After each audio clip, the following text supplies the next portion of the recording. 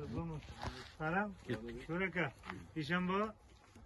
Bana albatta Jonibek ukamiz, Jasur ukamizning tashabbuslari bilan Amerikada yurgan Jonibek ukamiz kursdoshlari bor ekan.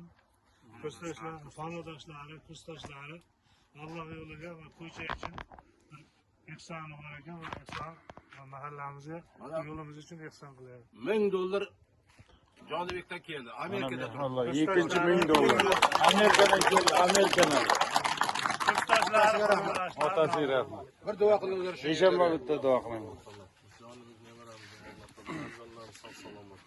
Shu birga kimiki ehson qilgan bo'lsa, do'stlari hammalari sog' salomat o'ynab, yaxshi o'qishlarda o'qib, bir yetuk farzandlar bo'lsin, ilmli, bilimli bo'lsin, solih farzandlar bo'lsin, Alloh o'zi nasib qilsin, nasib Parvardigor. Nimaiki qalbidagi istaklari, niyat, tilaklari bo'lsa, Alloh o'zi xazina g'aybida ato etsin Parvardigor. Allohumma salli va sallim va barik alayhi bi rahmatik. Ehsonlari dargohida qabul bo'lsin. Jonibekka ham, xonadoshlariga ham, kursdoshlariga ham, ukalar hammalaringga rahmat, ishlaring rivojini bersin. Mana Otabek boyga ham hammasiga rahmat. Otabekka ham duo qiling.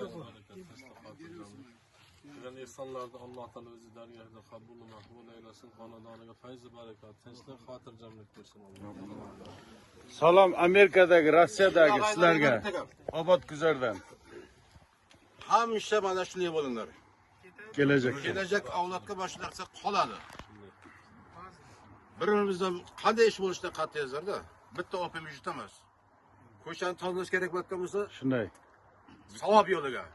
Savobni ko'proq olinglar mana bu ro'za Ramazon vaqtlarida. Bundan tashqari vaqtlarda deb olinglar.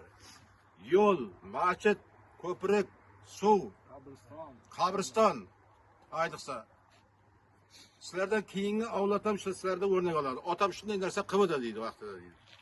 Nima men otamcha bo'la olmayman deydi. Shunday fikr qoldirish kerak.